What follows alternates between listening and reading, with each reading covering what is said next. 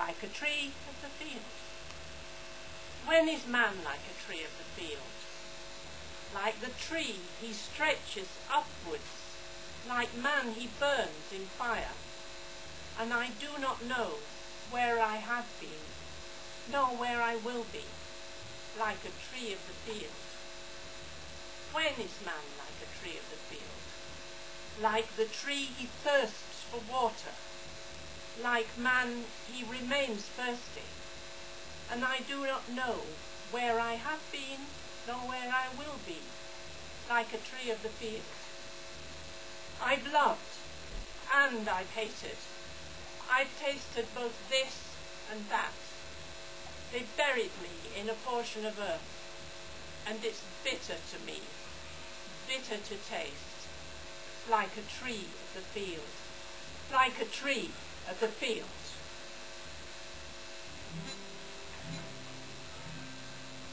We are the... No, sorry. What a director.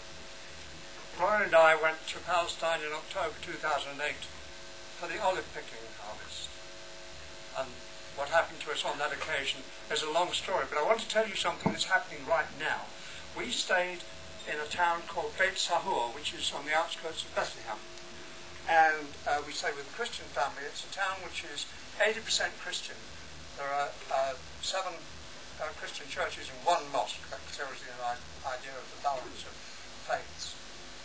And it's where traditionally there's a shepherd's field, which is so called because that's where the shepherds were gathered when the angels came to tell them of the birth of Jesus. Right next to the shepherd's field is a park called the Peace Park. And it's on the site that for many years was an Israeli military camp. But they withdrew and the people gathered together and they put it to good use and turned it into a peace park. But now, this has just been announced today, excuse me, now the Israelis have declared it a closed military zone. They're erecting a watchtower overlooking the shepherd's field, and the general belief, although we can't prove this, is the settlers, the Israeli settlers who are on the hills surrounding the town of Beit Sahur, are threatening to move a settlement onto this land right in the centre of the town. They've done something similar in Hebron, where it's now probably the most dangerous place in the West Bank because of the close proximity of the settlers and the local Palestinian population. That's happening now. And so we're trying to organise a campaign to support the people of that town, to support the people we stayed with, and we know them and we love them, and we've been to all these holy places. And I ask you to watch the news because you will hear more of this event. Anyway, let's be a bit positive, and we want you to, so far you've had a very easy life. You've been sitting there listening, and you've been a wonderful audience, by the way. I know people always say this, but I mean it's true. But while we were picking the olives, I'm a great believer in the work song. And so I wrote a song called the Olive Picking Song. It's very simple. Olive picking, olive picking. Can I look at the word? One of the things, as you get older, you know, I'm probably the oldest man in the room, perhaps, your short-term memory goes, and something else happens. I can't remember what that is, but anyway. And that's why we're using words. But she forgets this, and so she's hogging the words. Yes, can you see them? Right, okay.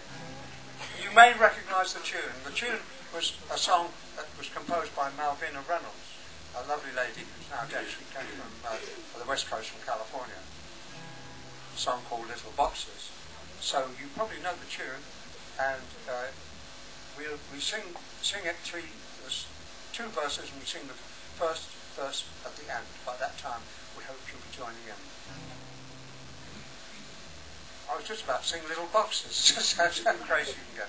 Olive picking, olive picking, olive picking on the hillside, olive picking in the sunshine, olive picking in the rain. There's a big one, there's a small one, there's a green one and a black one, and they all go in the bucket, and they all end up the same. By the way, I should tell you, this is a sort of metaphor. It's true. Because when we were picking the olives, I must have a drink. When we were picking the olives, there were green ones and black ones, and there were big ones and small ones. And we said to them, which ones should we pick? They said, pick them all. They all go in the bucket, and they all end up being pressed into olive oil. And so we saw this as a metaphor for all the different people who were on the olive picking. And by the way, the olive picking will be taking place in October this year, and I encourage you to go because it's a wonderful experience.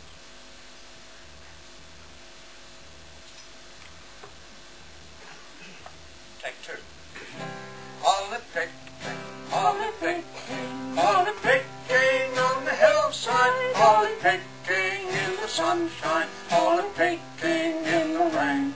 There's a big one, there's a small one, there's a green one, there's a black one, and they all go in the bucket, and they all end up the same. People living, people loving, people lending a helping hand. I can't see the words.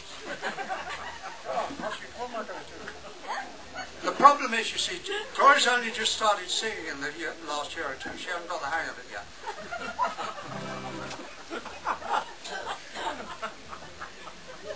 People living, people loving, people lending a helping hand. People lending side by side, people lending A helping hand. There's a man and there's a woman, there's an old man and a young one, and everyone is different, and everyone is just the same. We're going to sing that again, because I sang the words wrong. I've got different glasses for when I'm singing, so that I can read this, and I haven't got them on. You forgive me. I'm really badly organised today. People living, people loving, people living in a foreign land, people living side by side, and lending a helping hand. There's an old man and a young, there's an old man and a young man, and everyone is different, and everyone is just the same. Olive picking, come on. Olive picking, olive picking, olive picking on the hillside, olive picking in the sunshine, olive picking in the rain.